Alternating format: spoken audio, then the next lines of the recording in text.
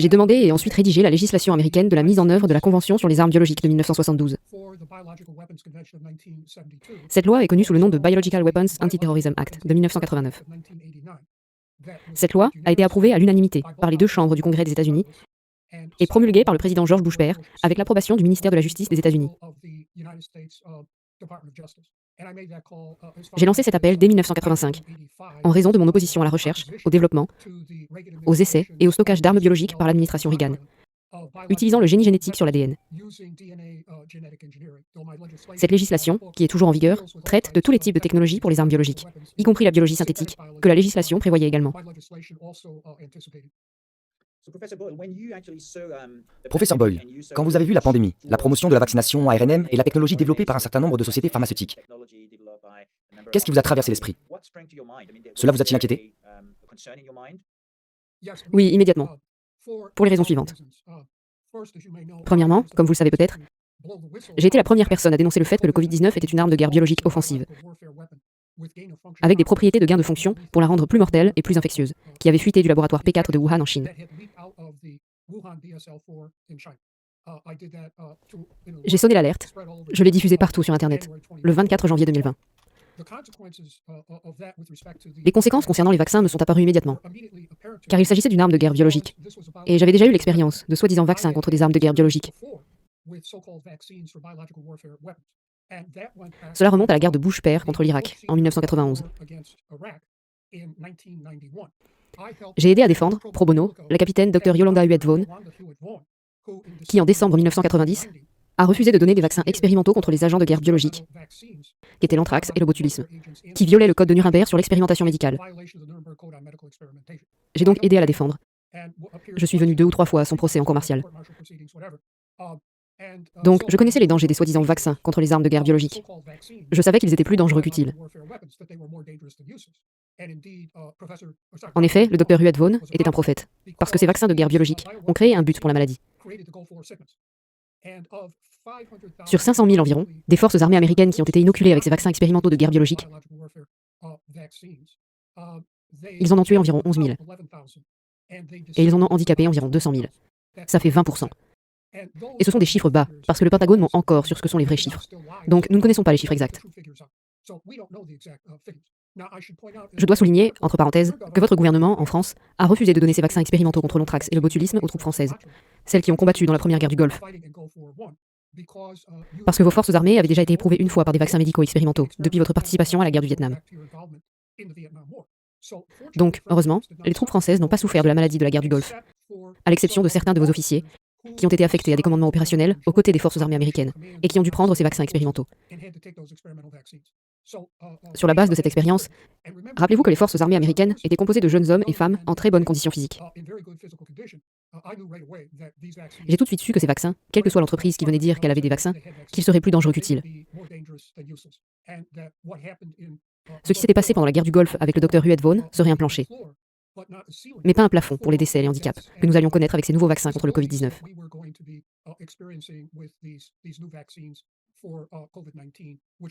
Qui était aussi une arme de guerre biologique, mais bien plus dangereuse que l'anthrax et le botulisme. À ce propos, je dois souligner que la raison pour laquelle le Pentagone a exigé que les forces armées américaines le fassent, et en passant, les forces britanniques l'ont fait aussi, mais heureusement, les Français ne l'ont pas exigé. La raison était que le gouvernement des États-Unis, sous l'administration Reagan, avait sciemment donné des agents de guerre biologiques offensifs à Saddam Hussein en Irak, dans l'espoir qu'il les transforme en armes et l'utilise contre l'Iran. Donc le Pentagone savait déjà que Saddam Hussein avait ces armes. Et il y avait des vaccins expérimentaux qui n'avaient pas vraiment été testés. C'est pourquoi ils ont ordonné aux forces armées américaines de les prendre. Les Britanniques les ont pris et heureusement, les Français ne l'ont pas fait.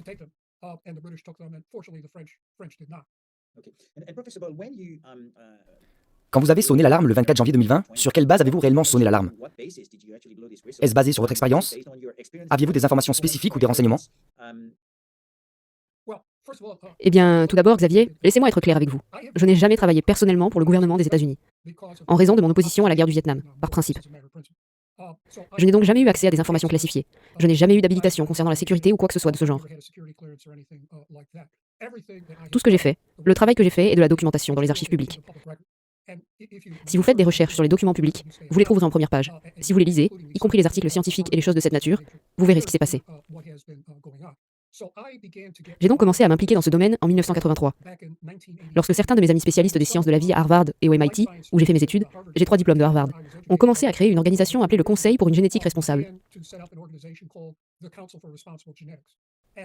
En raison de mes compétences, lorsque j'étais étudiant en droit à l'université de Chicago, j'ai commencé par me spécialiser en mathématiques. Puis je me suis beaucoup impliqué en biologie et j'étais le premier de ma classe là-bas. Mes amis à Harvard connaissaient mes compétences et m'ont demandé de m'impliquer dans la lutte contre la guerre biologique pour le Conseil pour une génétique responsable. Ils m'ont ensuite demandé de faire un exposé au Capitol Hill pour les membres du Congrès et leur personnel contre les programmes de guerre biologique de l'administration Reagan, utilisant le génie génétique sur l'ADN. Et à la fin du discours, j'ai lancé un appel en faveur d'une législation d'application de la Convention sur les armes biologiques pour y mettre fin. Ils m'ont demandé de la rédiger. Nous avons fait pression sur le Congrès, et j'ai fixé la peine d'emprisonnement à vie. Le ministère de la Justice voulait que je prévoie la peine de mort, mais j'ai toujours été opposé à la peine de mort. Alors j'ai prévu la prison à vie. J'ai donc suivi la guerre biologique, les programmes d'armement, ainsi que les programmes étrangers, depuis 1983. Maintenant, que s'est-il passé avec le Covid-19 ? À l'automne 2019, j'étais en congé sabbatique pour écrire, pour essayer de terminer mon prochain livre, World Politics, Human Rights and International Law. Et je ne prêtais pas vraiment attention au développement sur la guerre biologique ou les armes biologiques. J'avais régulièrement, au fil des ans, surveillé les épidémies de maladies, pour essayer de déterminer s'il s'agissait de pathogènes naturels ou soupçonnés d'être des agents de guerre biologique, et j'en tirais mes conclusions.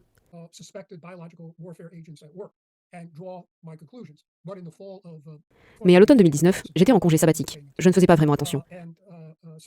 Je me dépêchais de finir ce livre avant la reprise de mes cours. Donc le 17 janvier 2020, je suis revenu pour le nouveau semestre et j'ai commencé à faire attention. J'ai vu à ce moment-là la flambée de cette maladie dans la région de Wuhan.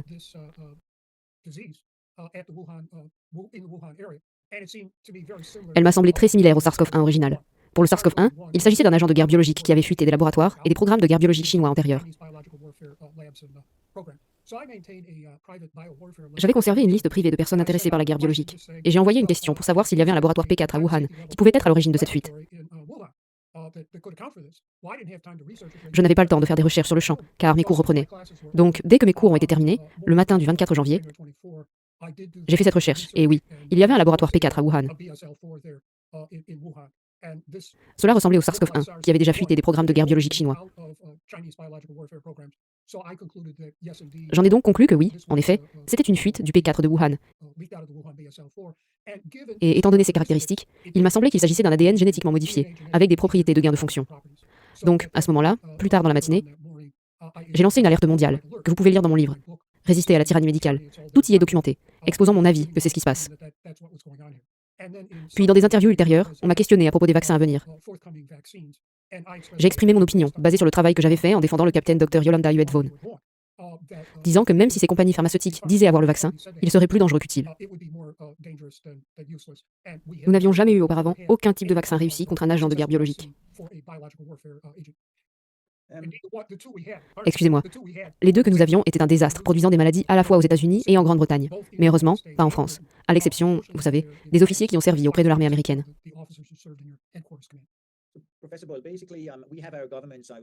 Donc, professeur Boyle, fondamentalement, nous avons nos gouvernements aux États-Unis et en France qui ont pris la voie de soutenir cette vaccination, comme la seule réponse à cette pandémie. En vous écoutant, il semblerait qu'ils aient eu tort. Mais que savaient-ils de la situation avant de prendre cette décision?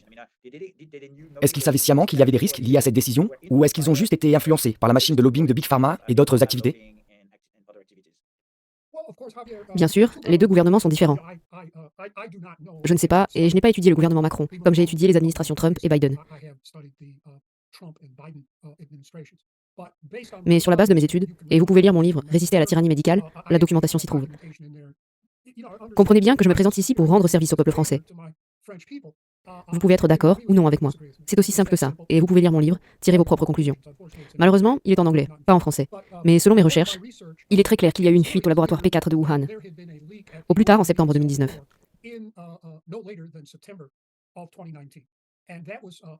Et c'était sûrement évident pour les agences de renseignement américaines. Elles étaient au courant de tout. En effet, ils pouvaient s'en rendre compte très facilement. Il suffisait de vérifier auprès de Fauci et Francis Collins, au NIAID et au National Institute of Health. Ça se serait affiché sur leurs ordinateurs. Parce que Fauci et Francis Collins, au NIAID et au NIH, ont financé le Covid-19 au laboratoire P4 de Wuhan. Toute cette documentation est dans mon livre et dans cet article. Donc il est clair que les agences de renseignement américaines, et je ne sais pas ce que les agences de renseignement françaises savaient, bien qu'elles savaient probablement. Parce que, comme vous le savez, la France a aidé à mettre en place le laboratoire P4 de Wuhan. Donc la France devait savoir ce qui se passait là-bas, et les agences de renseignement françaises devaient savoir. À mon avis, ils l'ont couvert. Les deux gouvernements, le gouvernement américain et le gouvernement français. Et encore une fois, je ne suis pas ici pour critiquer le président Macron, je suis simplement ici pour vous dire ce que je pense. Ils savaient que leurs propres spécialistes et agences de guerre biologique étaient impliqués dans cette affaire. Et ils ne voulaient pas que ça se sache dans leurs circonscriptions respectives. C'est cette dissimulation qui se poursuit encore aujourd'hui, au plus haut niveau, à mon avis, de nos deux gouvernements. Macron est un gars intelligent, vous savez, banquier chez Rothschild. Je suis sûr qu'il sait ce qui se passe. Biden doit savoir, Trump le savait, et Trump a admis dans une interview à Bob Woodward qu'il savait ce qui se passait. Donc, en fait, la CIA a informé Trump dans son allocution quotidienne le 23 janvier 2020, la veille du jour où j'ai compris tout seul. Et la CIA devait le savoir avant cela. Donc, ce que je regrette, c'est là où nous en sommes aujourd'hui. Votre gouvernement, mon gouvernement, savent ce qui se passe. Et vous savez, ils poussent à prendre ces vaccins qui sont foncièrement dangereux, aussi bien pour le peuple français que pour le peuple américain. Pourquoi ? Eh bien, je pense que vous avez mis le doigt dessus. Le pouvoir des grandes entreprises pharmaceutiques et aussi les scientifiques de la vie, les soi-disant scientifiques de la vie, à l'exception de Montagnier, sont jusqu'au cou dans ce type de travail.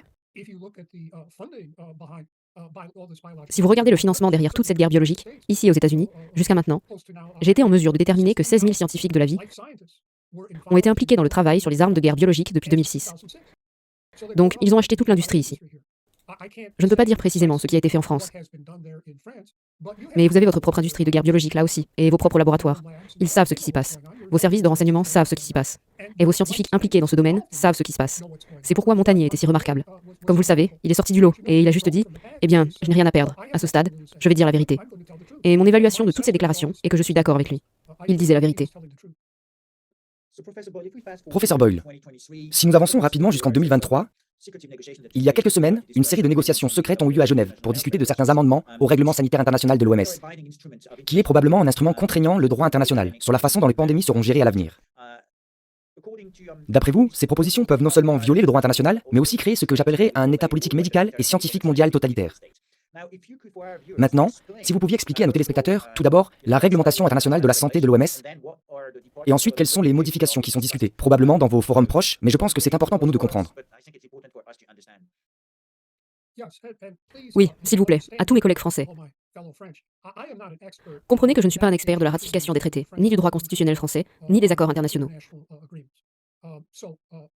Donc, les choses peuvent être différentes de ce qu'elles sont en France. Cette question a été portée à mon attention au printemps dernier. Ce que faisait l'OMS, et quelqu'un m'a envoyé une copie de la proposition de règlement de l'Assemblée mondiale de la santé sur les pandémies, que j'ai analysée, et sur laquelle j'ai donné des interviews depuis le printemps dernier. Puis j'ai reçu une copie du projet de traité de l'OMS sur les pandémies.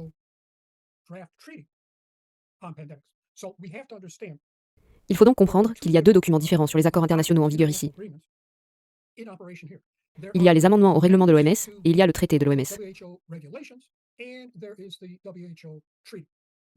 J'ai lu ces deux documents. Ils sont assez longs et je ne vais pas les passer en revue ici. Je n'ai pas encore vraiment écrit sur le sujet car c'est très récent. Mais ce qui se produira en vertu de l'un ou l'autre de ces documents, ou des deux, sera l'établissement, sous la supervision de l'OMS, qui, comme nous le savons, est une organisation vitrine du CDC, de Bill Gates, Big Pharma, l'industrie de la guerre biologique et le gouvernement communiste chinois qui paie une grande partie de ses cotisations,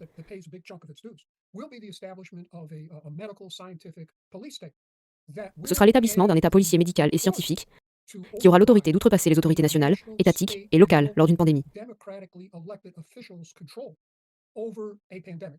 La prochaine pandémie. Pourquoi se prépare-t-il à la prochaine pandémie ?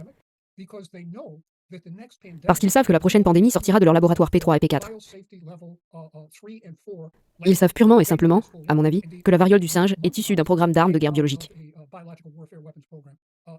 Elle avait 30 mutations de plus que la variole du singe sauvage en Afrique, clairement issue d'un laboratoire. À mon avis, la variole du singe a été diffusée pour effrayer les gouvernements et les populations et leur faire accepter les règlements de l'OMS et le traité de l'OMS. Or, si vous lisez les règlements et le traité, vous verrez qu'ils sont délibérément conçus pour contourner, esquiver notre Constitution nationale,